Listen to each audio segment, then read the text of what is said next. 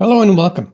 My name is Al Barrows, and this is UFO Disclosure, the podcast that's meant to show an average person's reaction to all the UAP, UFO news from everywhere and anywhere. So I've noticed that you hardly ever hear of UFO encounter reports where an extraterrestrial is actually helped by a human being. I ran across one of these rare stories on alien cases. So Albert was just a teenager that summer. He was 16 years old. He and his friend Rod had planned a canoe trip down the Madawa River. For days, they paddled on, fished, and camped under the stars, lost in the vastness of the Canadian wilderness. On the third day, though, the river split into a maze of streams and swamps. A long jam of trees and rocks forced them to stop. They decided to camp and scout the area at dawn to find a way through. Albert, driven by his restless curiosity, took the left side of the terrain while Rod went right. The ground was rough, littered with rocks and thick brush. He was climbing a rocky outcrop when a sound broke the silence. A faint, desperate cry, almost swallowed by the forest. "Help!" the voice echoed, weak but urgent. Albert froze, his eyes scanning the landscape. No one was in sight. He shouted back, "Who's there? Where are you?" And then to his right, a reply, "Down here! Help me!"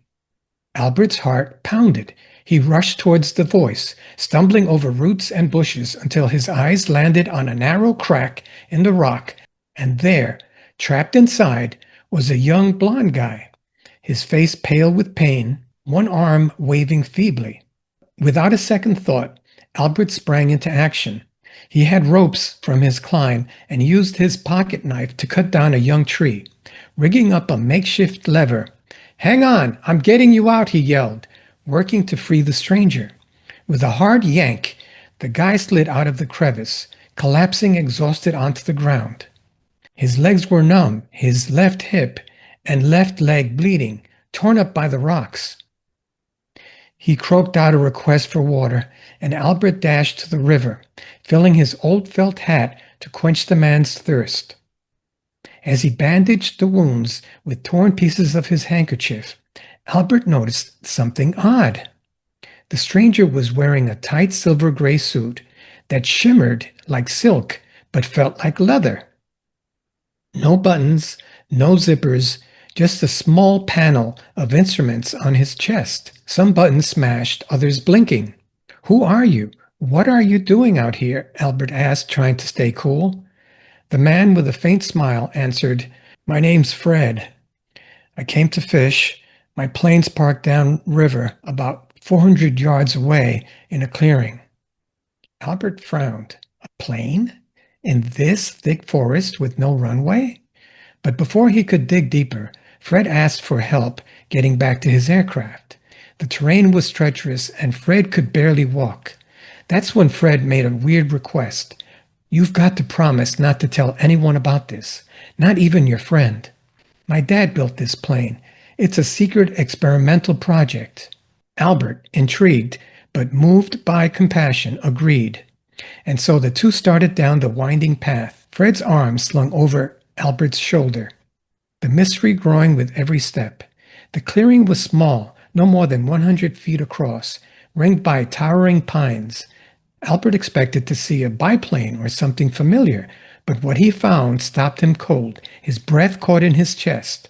There, in the center, sat a silver disc, about 20 feet wide, propped up on three legs like a tripod. No propellers, no wings, no visible engine. Its surface was smooth, windowless, sloping up to a rounded central dome. How did that get here? Albert wondered, eyes wide.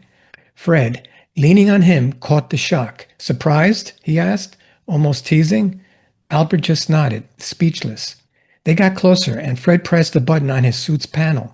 A door slid open at the craft's base, revealing a ladder. With effort, Albert helped Fred climb up. Before disappearing inside, Fred looked down. "I'll never forget what you did for me. Keep your promise. Step back when I take off. Albert retreated to the trees, heart racing. Suddenly, a low hum started, rising to a sharp whistle.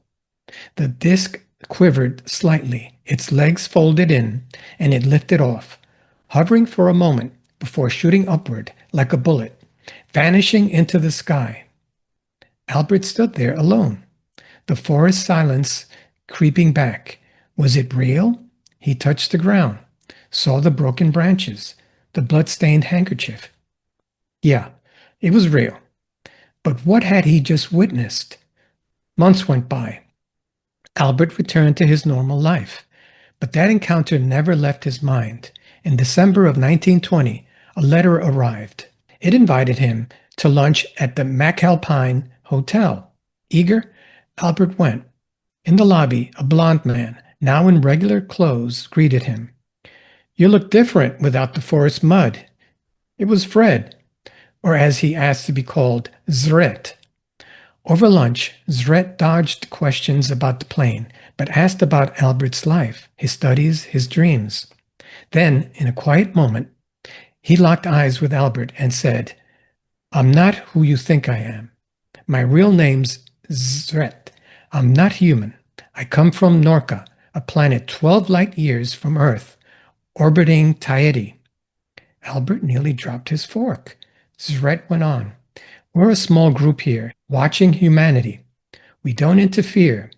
We just observe.